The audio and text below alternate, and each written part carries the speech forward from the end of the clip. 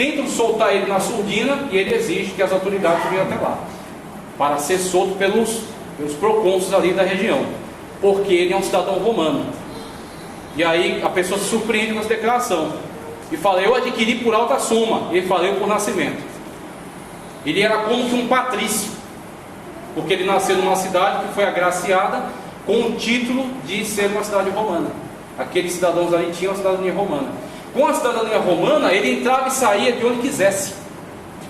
Ele, por exemplo, teve acesso à Areópago, que era um local de discussão de filosofia em Atenas. Não era frequentado, perdão a palavra, por qualquer pé rapado.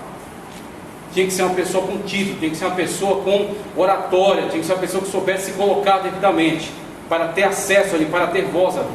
E ele teve. Algumas pessoas olham para aquele evento e não veem muito resultado dali, pois eu vejo dali uma demonstração de poder de Deus. Porque o Evangelho, ele tanto é acessível para as pessoas que não têm nenhuma cultura, quanto ele também produz pessoas que têm um alto nível cultural. E todas elas estão debaixo do mesmo Senhor Jesus Cristo, debaixo da mesma graça de Cristo. Mesmo tendo essas discrepâncias de pessoas que têm muita cultura e pessoas que têm quase nenhuma cultura, todas elas entram pela mesma porta, que é Cristo Jesus. Amém. A salvação pela graça. A igreja, ela vê todos nesse âmbito da graça, nivelados, mas ela tem dentro de si pessoas que têm diversos níveis culturais, e todas elas estão servindo ao mesmo Senhor Jesus Cristo. E o Senhor Jesus Cristo usa cada uma delas de acordo com os seus talentos. Por isso que para um ele dá 5, para outro ele dá 3, para outro ele dá 1, mas todos têm talentos para trabalhar no reino de Deus. E aí você vê Paulo, e você vê essa situação, por exemplo, passa aí mais um. Olha isso aqui, ó. Aqui outro mapa lá, e aqui a borda das estradas romanas. Eu não trouxe uma foto hoje, mas pode buscar na internet que você acha fácil. Até hoje você acha locais na Europa que tem pavimentação das estradas romanas. Até hoje. As estradas romanas facilitaram a comunicação de correios, mobilização de tropas, mobilização de comerciantes. Elas criaram uma grande veia de comunicações que atinge quase todo mundo conhecido da época. Por isso tem até aquele provérbio, né? Quem tem boca vai a Roma. Porque as estradas romanas facilitavam a movimentação. Antes disso, você tinha que atravessar pântanos, montanhas, contornar e ter diversos tipos de dificuldades. Aqui com essas estradas romanas você tinha acesso a todos esses lugares. E eu vejo nisso também a mão poderosa de Deus, facilitando. Por isso que o Evangelho teve essa grande difusão, e por isso que o Evangelho chegou até nós. Porque o Senhor preparou todas as coisas. O Senhor é dono da história. Ele coordena, Ele controla todas as situações para criar situações favoráveis para a divulgação do Evangelho. Vamos seguir aqui para entrar no assunto. Isso aqui foi a introdução. Pode seguir mais um. Veja, isso aqui são o começo das viagens de Paulo. Você tem a primeira viagem, onde ele sai de Antioquia. Olha, aqui é a parte aqui da Samaria, aqui embaixo a Judéia. Então os cristãos começaram a se espalhar devido à perseguição. Chegando em Antioquia, pela primeira vez foram chamados cristãos, né, devido à intensa pregação acerca do Senhor Jesus Cristo. A partir daqui você tem a formação daquela igreja missionária de Antioquia, aquela igreja maravilhosa, onde eles estavam orando, o Espírito Santo apartou, né, Barnabé e a Saulo para a obra que os tem separado. Então o Espírito Santo despediu eles nessas missões. Eles foram enviados, eles começaram seu trajeto navegando para Chipre, aí passam por Salomé e Pafos, dali partem para o continente, e toda essa área aqui é chamada Ásia. Hoje a gente entende a Ásia como Extremo Oriente, Japão, China, mas biblicamente, quando você lê na Bíblia falando assim de Ásia, você tem essa região aqui, ó. Essa região, isso aqui é a Ásia para eles, tá? Então você tem essa região que é a região da primeira investida missionária de Paulo. E aí ele vai passar por essas regiões. Depois de passar por aí, muitos fariseus tentam se infiltrar nessas igrejas recém-nascidas para desvirtuar a mensagem que Paulo havia pregado acerca da graça. É onde você tem uma discussão hoje. Eu vou abordar um pouco melhor isso quando a gente fala dessa carta. Existe uma discussão muito grande, porque as datas que são apresentadas aqui são estimativas, não é exato. A gente não pode dizer que algo é exato se a gente não tiver provas comprobatórias. Então a gente pode fazer o quê? Pegar as evidências que existem e fazer uma estimativa. Então a estimativa é que Tessalonicenses tenha sido o primeiro documento escrito do Novo Testamento. O primeiro texto do Novo Testamento tenha sido a primeira carta aos Tessalonicenses. Como é que os irmãos pregavam antes de haver esse texto? Eles pregavam o Antigo Testamento, principalmente Salmos, os profetas. Você tinha ali toda uma fundamentação da pessoa do Senhor Jesus Cristo. Você tinha ali as revelações acerca dele. Você tinha, por exemplo, Salmos que fala da crucificação, fala do sofrimento do Messias. Então, a partir desses documentos do Antigo Testamento, você vai pregando e mostrando Cristo no Antigo Testamento.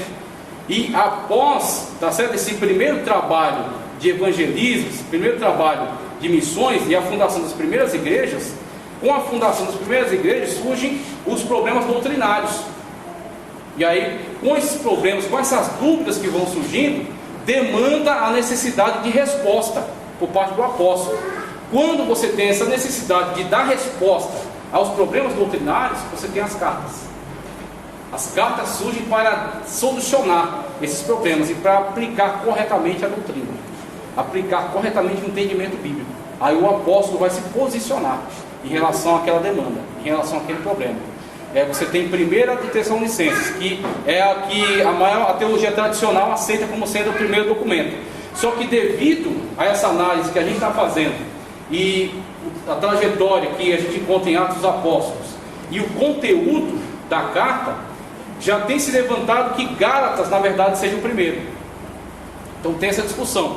Talvez seja a carta aos Gálatas, que tenha sido escrita em 48, depois da primeira viagem, exatamente porque Paulo estava corrigindo aquilo que os fariseus estavam tentando implantar nas igrejas, que é a chamada judaização do Evangelho. Você pensa que o que estão tentando fazer hoje é novo? Trazer a arca da aliança para as pessoas jogarem dinheiro dentro. Isso é uma blasfêmia.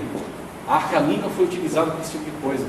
Você usar kippá dentro da igreja, você tocar shofar, aquela de chifre, exatamente, que chifre que eles tocam, você vender mesmo usar para você colocar na parede a R$500, nem vende por aí. Uma caixinha que tem um texto de Deuteronômio enrolado dentro dela, você vai lá e prega na sua porta para te dar sorte. Isso é evangelho de Cristo? Isso é evangelho da graça? Isso é evangelho da salvação? Tentaram fazer isso em relação a essas igrejas aqui, ó. As igrejas da chamada Galácia, okay? Toda essa região aqui é a região da Galácia.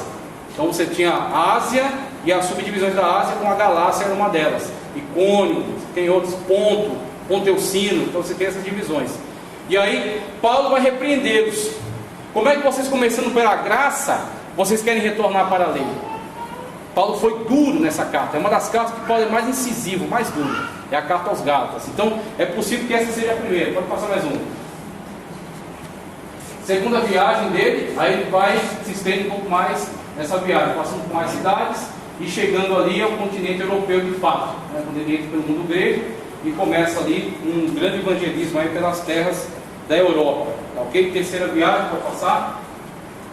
Terceira viagem de Paulo, passa mais uma. Isso, aqui você tem muito mais cidades, né? Então aqui você tem Paulo passando pelas igrejas que ele havia criado na anterior, na segunda, confirmando essas igrejas e expandindo seu raio de atuação e trazendo aí muitas cartas ao longo desse período. A gente vai analisar cada uma delas. Vamos lá, passa mais uma.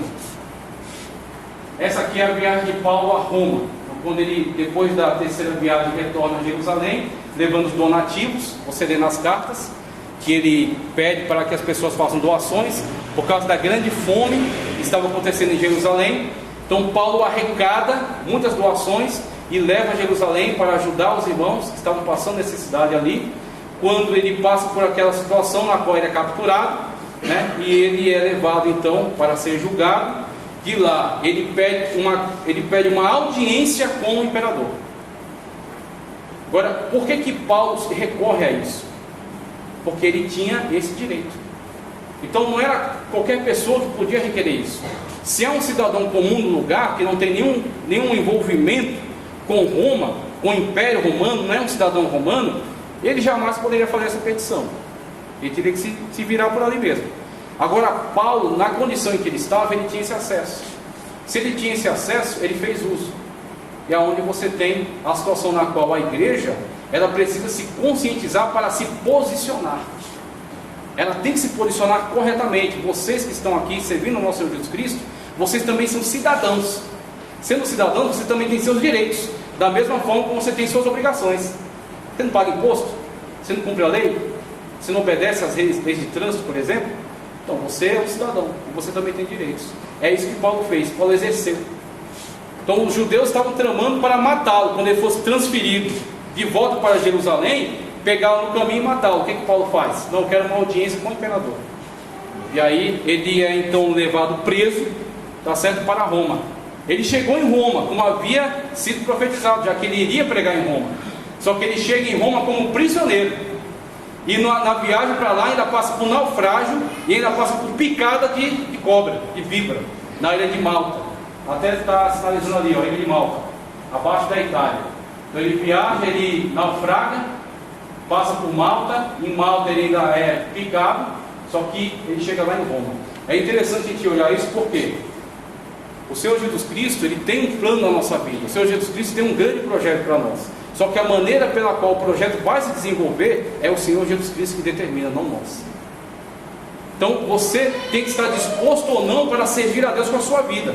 Você tem que estar disposto ou não para entregar a sua vida, né, para ser usado por Deus, para glorificar a Deus com a sua vida. Mas a maneira como o Senhor Jesus Cristo vai te usar, aonde Ele vai te usar, como Ele vai te usar, quem determina é Ele, porque Ele é Senhor e nós somos servos. Então é isso que Paulo entendia. Ele vai para Roma, ele vai chegar em Roma. Aí alguns só aceitariam chegar em Roma numa carruagem, né, com roupa bonita, com dinheiro no bolso, para morar no melhor lugar. Não, você vai chegar, mas você vai chegar do jeito que Deus preparar. E Deus preparou assim, dessa maneira. E chegando em Roma, ele não se fez de coitado não. Na cadeia, ele escreve muitas cartas que a gente vai ver aqui, as cartas escritas da cadeia, da prisão. Paulo, o preso do Senhor. Coisa maravilhosa, né? Quando você vê o referencial. O referencial para a igreja hoje não está nesses supostos apóstolos da atualidade. O referencial da igreja hoje não está nesses grandes pregadores midiáticos, nem está nessas pessoas que você ouve nas rádios muitas das vezes. O referencial é esse aqui, aquilo que você encontra na Bíblia Sagrada, o Senhor Jesus Cristo e aqueles homens que Ele levantou para pregar o Evangelho a toda criatura, e que estavam dispostos a tudo, entregar até a sua vida, como o Senhor Jesus Cristo diz: aquele que guardar a sua vida, perdê-la-á, mas aquele que perder a sua vida por amor a mim, achá-la-á, porque Ele é o dono da vida. Então quando você entrega a sua vida para servir a Cristo em quaisquer circunstâncias, você tem a garantia por parte dele, de que ele confessa o seu nome nas alturas. Aquele que me confessar diante dos homens, eu confessarei diante do Pai e dos santos anjos. A igreja de hoje precisa ser despertada, porque você pensa que a situação que estamos passando agora em relação a essa pandemia, o que você acha que é essa situação? Tudo bem que existem N fatores que as pessoas discutem por aí, vídeos do WhatsApp, fake news e um monte de coisa que tem se desenrolado aí na atualidade. Mas independentemente de tudo isso, você tem a permissão de Deus. Nada acontece senão debaixo ou da vontade soberana ou da permissão de Deus. Então, por mais terrível que seja, é debaixo da permissão de Deus. E existe um ensinamento nisso aí. A igreja de Cristo, aqueles que têm contato com a Sagrada Escritura, aqueles que estão em comunhão íntima com Deus, não estão iludidos em relação a esse mundo. Nós estamos aqui de passagem, nós somos peregrinos. Nosso destino é a Canaã celestial. As situações aqui não vão melhorar, infelizmente vão piorar cada vez mais. Só que nós estamos prontos para, se necessário for, entregar a nossa vida, mas ser fiel até o fim. Amém. Esse deve ser o posicionamento, porque essa é a referência que nós temos. Nossa referência vem daqui, né? Nossa referência vem daquilo que nós encontramos na palavra de Deus. Passa mais uma aí. Ó, aqui é um mapa que reúne todas as viagens, né, que estão registradas em Atos. Só que existem algumas cidades que estão descritas nas cartas pastorais, tá certo? Nas duas, a Timóteo e a escrita a Tito. Existem algumas cidades lá que não estão incluídas nesse percurso.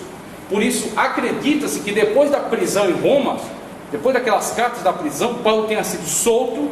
Existem até alguns textos que dão testemunho disso, ok? Eu deixei esses textos reunidos na apostila, que eu fiz aqui em relação a esse material. Então, eu fiz aqui uma apostila onde tem mais conteúdos do que aquilo que a gente vai conseguir apresentar aqui. Então, tem cidades que são mencionadas que não aparecem em Atos, que não estão nesses períodos aqui. Então, acredita-se que Paulo tenha sido liberto daquela prisão, tenha passado por essas outras cidades, tenha escrito as cartas pastorais e tenha sido novamente preso quando você tem a ascensão agora de Nero. Então, Nero, quando assume o poder, ele causa aquele incêndio em Roma, ele tentando livrar a cidade daquelas construções antigas. Ele queria fazer uma nova Roma, ele queria se colocar como Deus nessa nova Roma. Então ele cria um incêndio criminoso e joga a culpa nos cristãos. Essa atitude vem sendo copiada, né? Há bastante tempo. Quase tudo que acontece no mundo, a culpa é dos cristãos. E sempre há uma perseguição dos cristãos, sempre há um cerceamento da voz dos cristãos, sempre há uma tentativa de intimidação. Só que nós não nos deixamos intimidar, porque nós confiamos totalmente no nosso Deus. Da mesma forma como os irmãos da época entregaram as suas vidas, mas foram fiéis até o fim, a palavra de Deus requer de nós hoje, na situação que estamos vivendo, Ele requer a nossa fidelidade, em quaisquer circunstâncias. Então, nessa situação, acredita-se que Paulo tenha sido preso como subversivo, como alguém perigoso, alguém que estava movimentando, né, esse grande grupo que surgiu agora dos cristãos, e aí tenha sido decapitado. E a tradição é que diz, não é a Bíblia, tá? Então tem muitas informações que a gente coloca aqui, e a gente tem que deixar isso muito claro para vocês, porque isso é honesto. A gente não pode colocar uma informação que veio da tradição como se fosse Bíblia. Uma coisa é Bíblia, outra coisa é tradição. A tradição é o quê? Os autores mais antigos nos deixaram algumas narrativas, algumas descrições, alguns testemunhos. Só que eles nunca terão autoridade bíblica. Diferentemente de outros movimentos, por exemplo, a Adventista do Sétimo Dia, que reputa Ellen G. White como espírito de profecia. E diz que ela tem a mesma autoridade das Sagradas Escrituras. Que isso jamais aconteça na Igreja de Cristo. Porque a palavra de Deus é a única inspirada pelo Espírito Santo de Deus. É a única que tem autoridade para redarguir, para corrigir, para ensinar. Ok? Então a igreja está firmada em cima dos apóstolos e profetas, e não em cima de escritores diversos. Então você tem, dentro dessa situação, você tem agora a decapitação de Paulo, segundo informações da tradição, e não da Bíblia. E a situação de ter sido decapitado também é algo que fala acerca da cidadania romana. Por quê? Um cidadão romano jamais poderia ser crucificado. Ou ele era desterrado, ele era mandado para outro lugar, para ficar isolado, ou ele era em Pátio, por exemplo. Você tem a situação de João, que foi jogado lá naquela ilha, e você tem Paulo, que por ser cidadão romano foi decapitado. Então Pedro, por exemplo, a tradição diz que foi crucificado, e ele, para não ser crucificado da mesma forma que Cristo, ele pede para ser crucificado de cabeça para baixo. Então tem essa situação, por exemplo, que é informação da tradição e não da Bíblia, tá ok? Então, passando aqui, a gente vai continuar falando acerca dessas informações. Aqui temos cidades, tá certo? Que foram visualizadas aqui nas cartas. Você tem Capadócia, que é uma região, tá certo? Uma região. Você tem a Galácia, que também é outra região, aqui. Ásia Menor, Bitínia e Ponto, Macedônia, que é a parte norte da Grécia, de onde veio Alexandre. A Grécia, de modo geral, tá certo? Que é o país. A Caia, que é a região sul. A Creta, que é uma ilha. Aí você tem Tito, que é colocado em Creta para desenvolver lá as igrejas, para consagrar presbíteros. Você tem Patmos, que é para onde João foi enviado, né? Você tem a Itália, que é a grande região, onde Roma é a capital, e Paulo esteve lá. Passa mais um. Passa mais um. E aqui, ó, aquela região, eu coloquei ela aqui no mapa, para você entender melhor a disposição das cidades. Vamos lá, vamos seguir. Isso aqui, esse mapa fala da expansão do cristianismo. Então você tem, ó, as regiões mais escuras são as primeiras. Aí você tem as regiões separadas umas das outras. Até o ano 300, essas partes mais escuras aqui, é as regiões onde você tinha igrejas cristãs, ou ajuntamentos de cristãos, porque eles não tinham condições de ter templos. Qual era a igreja dos cristãos daquela época? Qual eram as igrejas deles? Em casa. Exatamente. Quer ver um texto de Apocalipse que fala muito das situações cristãs da época? Bem-aventurado o que lê e os que ouvem. O artigo primeiro está no singular, o segundo está no plural. Isso não é à toa.